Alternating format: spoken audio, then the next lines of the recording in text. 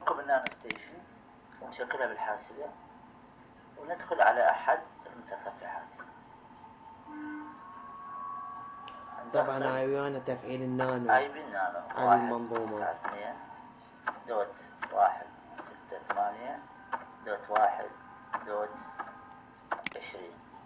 ونقول انتر. راح تفتح لنا واجهة النانو، ننقر هنا ونبدأ ندخل المعلومات. هنا ندخل يو بي ان تي اللي هو يوزر نيم النانو ستيشن، وهنا ايضا يو بي ان تي. نختار الدولة، نختار دولة كومبلينس تيست. أي دولة؟ تيست اللغة الإنجليزي، ونأشر على اي اجري ونقول لوجن.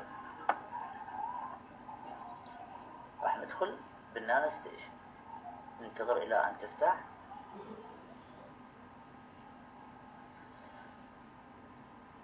فتحت واجهة النانو ستيشن. الشيء الأساسي قبل أن نبدأ بأي عمل نروح للسيستم. بالنسبة للنانو ستيشن الام 5 نروح للسيستم، نغير اسم النانو ستيشن، نغير اسمها يعني على اسمك أنت شخصيا. أنا أسميها مثلا راح أخلي رقم تليفوني حتى أبو البرج يميزها 0780-800-7099. خليت سميت النانو باسم رقم تليفوني. أجي أغير اللي هي الفقرة المهمة، أغير اليوزر نيم والباسورد مالت النانو ستيشن حتى ما حد يخترقها أو يدخل عليها. اليوزر نيم والباسورد اللي هو يو بي ان تي، أنا أسميه مثلا على اسمي أبو بهاء، وأغير الباسورد مالتها. طبعا لازم أكتب الباسورد القديم اللي هو يو بي ان تي، وأخلي باسورد جديدة من حسب رغبتي أنا، وأكرر الباسورد وأحفظ المعلومات. change، أنطيها change وأنطيها apply، وأنتظر إلى أن تثبت المعلومات بها. هذه الفقرة اللي سويتها حتى ما حد يقدر يدخل على النانو سواي أنا، بس بشرط لازم أخبر أبو البرج، أقول له يابا اليوزر نيم والباسورد مالت النانو مالتي كذا، حتى هو يقدر يدخل عليها إذا صار عندي خلل معين. هسه ثبتت المعلومات. حاليا أجي أبدي أشتغل بالنانو ستيشن. قلنا السيستم رتبنا المعلومات، سمينا النانو وانطيناها يوزر نيم وباسورد. السيرفيس أجي على السيرفيس، ما أغير بها أي شيء. الأدفانس أحاول أحدد مسافة بيني وبين البرج اللي أريد أشترك به. يعني قد يكون مثلا البرج على بعد 500 متر 600 متر من عندي، هو منطيك بالبداية 600 متر، فتقريبا مسافة كافية، يعني ما أغير فيها أي شيء. بالنسبة للأدفانس المسافة محدودة. النتورك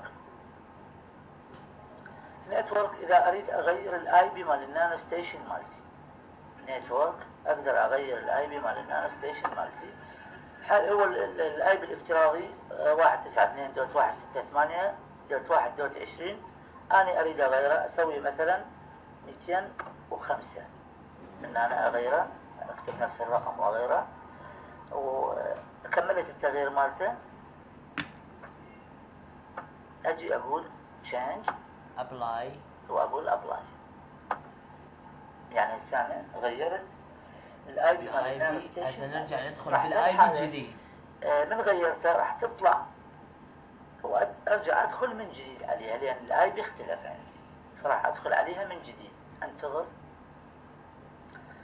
الى ان ينطيني مجال حتى ادخل على هسه طلعت من عندها، لازم ادخل من جديد عليها. انقر هنا وادخل عليها من جديد باليوزر نيم والباسورد اللي دخلتهم انا. اليوزر نيم والباسورد اللي دخلتهم اني ابو بهاء، هذا اليوزر نيم، والباسورد اللي اني سويته، واقول لوجن. فتحت لي عندي الواجهة حسب اليوزر نيم والباسورد والاي بي الجديد اللي سويتهم انا. اجي على وايرلس، هنا أنا مركز الكلام، يعني هنا أنا يبدي الشغل اللي الصحيح مثل ما يقول اللي اريد اسيت عليه.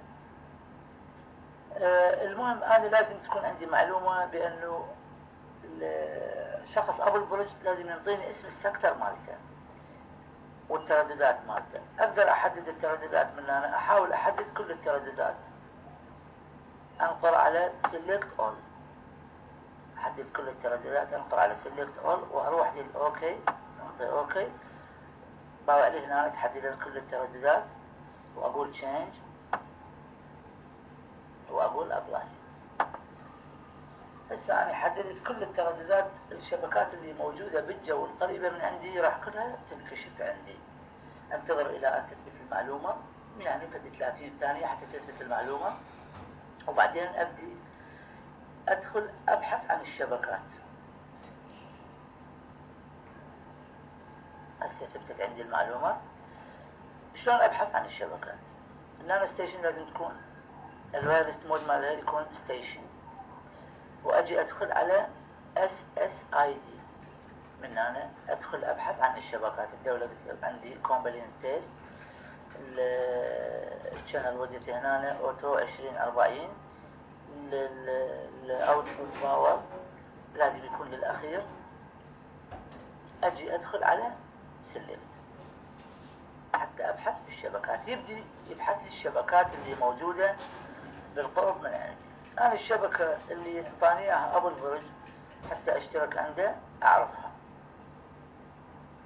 ابدي ابحث عليهن. هنا أنا عندي هو ابو البرج اسمه الاسدي دوت نت. هسه هذه واحدة من شبكاته الاسدي دوت نت 77، اشارتها ناقص 70. هنا أنا عندي الاسدي دوت نت 11، اشارتها 82. الاسدي دوت نت 22، اشارتها 85. الاسدي دوت نت 33، اشارتها 71. الاسدي 33 قلنا 71. ايرث لينك الاسدي 44، اشارتها 72. ايرث لينك الاسدي 55، اشارتها ناقص 67. وايرث لينك الاسدي 66، اشارتها 80. فاقل اشاره من ذول البرج اللي انطاني تردداته او اسمه، اقل اشاره هي ناقص 67. فاسيت عليها. شلون اسيت؟ اختار أأشر هذا الدائرة وأنزل على change، العفو أنزل على select حتى أختارها، من أشرتها أختارها، باوع لي ثبتت هنا الأسدي ايرثلينك الأسدي 55، وأقول change وأقول apply، وأنتظر إلى أن تثبت المعلومة اللي سيتت عليها، يعني البرج اللي او السكتر اللي سيتت عليه من الايرثلينك الاسدي، انتظر الى ان تثبت المعلومة.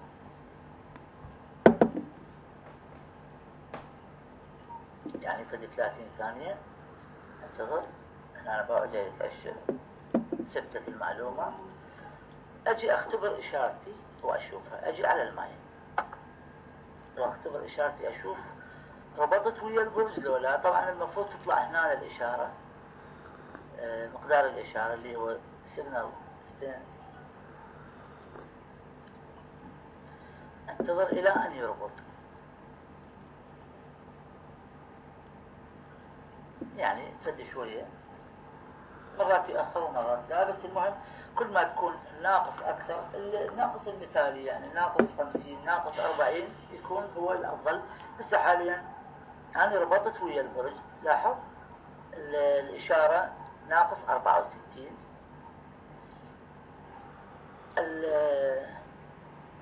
نعم ناقص 66. المهم النويز يعني الضوضاء 88. هذا كل ما يقل يكون أفضل، يعني ناقص 60 ناقص 70 يكون أفضل. إذا صار ناقص 98 أو 96 يعني الضوضاء هواية. السي سي كيو ما تطلع لي إلى أن أكنك على البرج. لاحظ هسه الإشارة مالتي ناقص 64. أجي أكنك ويا البرج، لازم ينطيني هو يوزر نيم وباسورد أو البرج. فأحاول أكنك وياه. كنت نعم هسه أنا دخلت كنكت ويا البرج، رأسا كنكت ويا البرج. لاحظ السي سي كيو هذه فقرة مهمة لازم تكون دائما عالية. السي سي كيو لازم تكون دائما عالية، يعني الشيء المثالي أن تكون 99، هي بمرور الوقت ترتفع. الشيء المثالي للسي سي كيو لازم يكون 99، يعني بإمكان أي واحد